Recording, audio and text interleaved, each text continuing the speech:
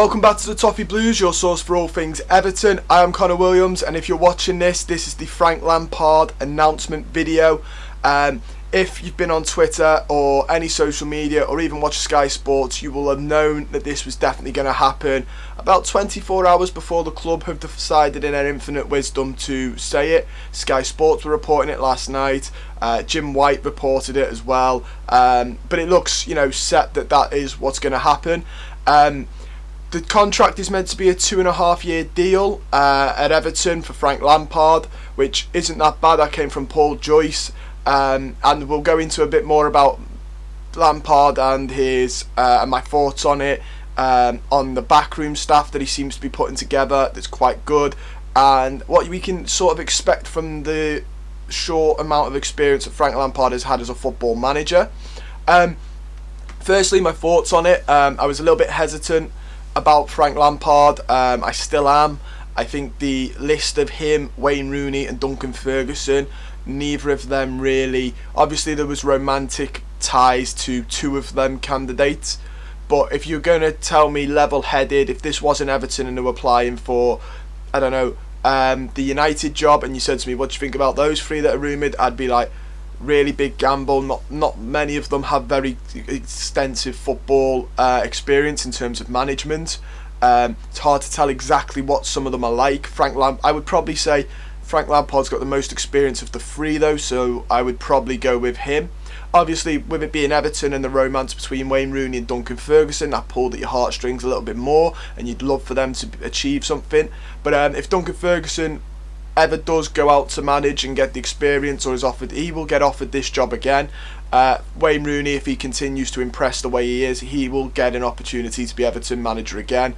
I think Frank Lampard is the most experienced of the three. Vita Pereira, again, the most experienced of all of them, but his experience in CV shows that it's not a suitable candidate for the job.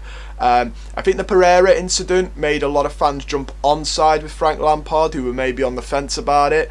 I think fans were a bit cautious, and then obviously Frank Lampard gets the job, and then all of a sudden people are a bit more like, yeah, I can get behind that because it's not Vita Pereira, which nobody, I don't think any of us wanted, realistically, did we?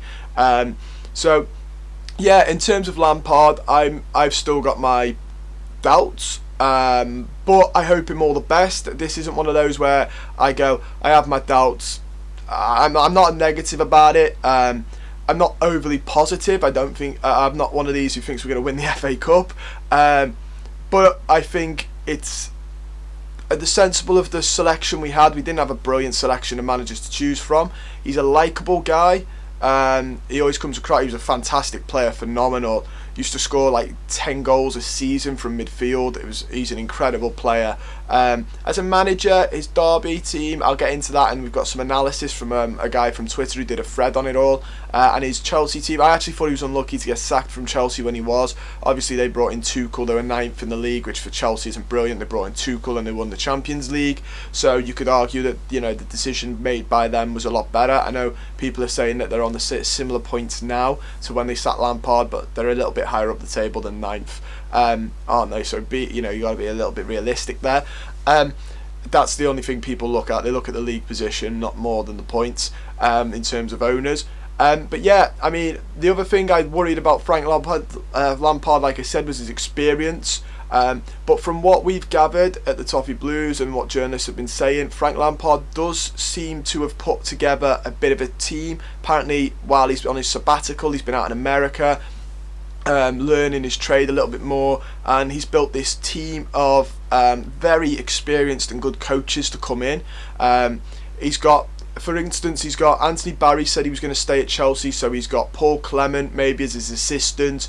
Joe Edwards and Chris Jones are expected to follow him. That comes from Matt Law from the Daily Telegraph. So he's already planning to build that. We also heard today that Ashley Cole is one of the names considered for a place in the Everton staff from James Robson of The Standard. Also, there's a picture circulating of Ashley Cole with the Everton badge, his plaque for his door or his office. So that looks like that realistically could happen. Again, Ashley Cole has got experience. as do the other people that he's got in his team. So it looks like he's built a really good team together, really intelligent people who know football, don't just play it, not jobs for boys-esque. These are really intelligent people in the world of football.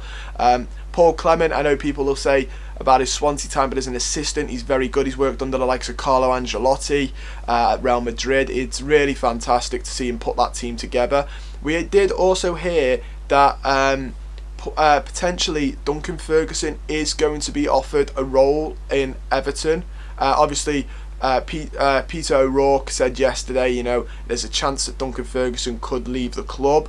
A lot of fans were a little bit upset about that, but the news is broken today from Alan Myers that Duncan was asked yesterday and he's not going anywhere. So we'll have to wait and see on that, but it looks like Duncan Ferguson could stay as well and be part of that backroom staff, which would be good. It'd be good to get somebody who knows the club in some capacity there. But yeah, enough about the team that he's building, which does look really good. Fair play to Frank Lampard. He's thought highly about who he wants as his backing. Just to go on my thoughts again on it, like I said, I do hope he really does succeed. I think this season is sort of a dogfight, so it's going to be a little bit hard to judge him. I think give him a summer, hopefully the board back him properly. None of this, my mate reckons we should sign him, so I'm going to sign him, while Frank Lampard's there pulling his hair out going, I don't want that. Hopefully we sort of redo that. We sort of sort that problem that's been at Everton for the last couple of years out, and we just get who Frank wants and who Frank Lampard can work with. And then we push on and we can judge him better next season. Like I said, 2.5 year deal, so next season would be the one before his final season in his contract. Judge him on that. If it goes well, the club will probably extend his contract. If it goes awfully, they'll probably cut ties with him then. But you've got to give him at least a summer to implement it. He's only just taken training today. Vinny O'Connor said today on Twitter that he's gone to Finch Farm to take training, so he is going to be up against it. We do have a thread as well that was done by Michael Greenall EFC on Twitter. Very, very good analysis done by this lad on a daily. I like following him. He's really good, so if you want to go check him out, check him out. He did a whole thread on Frank Lampard. I won't read the whole thread to you because it's about 20 tweets long, but he basically said the pros are that he's young, still evolving, will hopefully have matured tactically since Derby. He trusts in the youth system, approach focus on high intensity, high pressure. Cons, he's tactically inferior, frequent muscle injuries at Chelsea, and key coaches still at Chelsea. Obviously now that we know this, you can take the key coaches as a pro because he's going to bring in key coaches. Tactically, I do think he probably has matured. Apparently, he did play the 4-3-3. I don't imagine he's changed much from that. Just in general, that's a formation that seems to be very popular in the world of football at the minute. Liverpool play it, I think Manchester City play it. A lot of the big clubs seem to play it. It just gives you that extra man in midfield. It's far. Jose Mourinho used to do it at Chelsea when he first came in, and he did it because he noticed English football teams played 4-4-2 primarily. And he was like, an extra man in midfield gave you the mathematical advantage in midfield. They couldn't mark both of your players. There would always be that one spare. So for Chelsea and Jose Mourinho, he actually had Frank Lampard in that spare role to shoot forward as a get into the box type of box-to-box midfielder. Interestingly enough, I think that's probably what Frank Lampard will aim to do. Have that one centre mid that will push and be more of an attacking threat. Now, whether that will be someone like Anthony Gordon potentially, because Harry Wilson did a similar role at Derby under him, or it's someone else like Donny van der Beek, who we're rumoured to be signing, is yet to be seen. But I think it could work. Well, I think a lot of us have been crying out for the last 4 months for a 4-3-3. Rafa Benitez's 4-4-1-1/4-4-2 wasn't working. We were being overrun in midfield. We needed extra bodies there for months now, so that comes as a very, very nice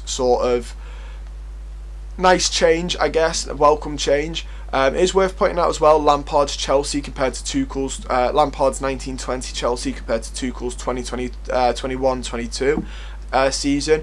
His Chelsea are a lot more pressing, they're a lot more creative. It doesn't say a lot about the defensive stats here, but he is a lot more pressing, his Chelsea side, so we'll see more of a pressing style from him at Everton. like I said, he sums up the thread by saying that although it's a bit, tough to end it, it's a bit hard to judge Lampard. He's only had 2.5 years in his managerial career. There's no clear trajectory in terms of how good he is or how good he could be. His Derby side were very average, but did very well in terms of the league. His Chelsea side were very good, but ultimately ended up getting the sack. So we'll have to wait and see on Frank Lampard in that aspect. I do think he was unlucky to get the sack at Chelsea, but it was a big gamble for Chelsea to appoint him anyway. Off of his Derby run, it was a big gamble for them. Knowing the way Chelsea are run as well, he'll probably get that job again if he goes on to be a good manager. He will probably get that again because Chelsea are known for that type of behaviour. It's not quite like the Wayne Rooney one, where Wayne Rooney, if he got it here, I don't think he'd get it again. We don't really reappoint managers that we've sacked. Look at Roberto Martinez and the sort of kick-off that caused. Chelsea will reappoint him again if they think it's necessary. They're not bothered about reputation in that aspect. But yeah, to sum it all up, guys, I'm optimistic, not optimistic to the extent we're going to win the FA Cup. I think it's nice to have a breeze. It looks like we've got some intelligent people at the club now in the back room. It's nice to have a change of pace from Rafa Benitez. I think that was just a dark day on the football club that lasted 5 months. And you can't, I think it's one of them. It was going to either be stick with Rafa Benitez, Vitor Pereira, or you could have Frank Lampard. And I think I speak with the majority of the fan base when I say, if you offer me those choices, Frank Lampard will come out on top in those choices. I wish him all the best. We've got to get behind him and the team and back them to the hills. We are still in a dogfight, no matter the optimism.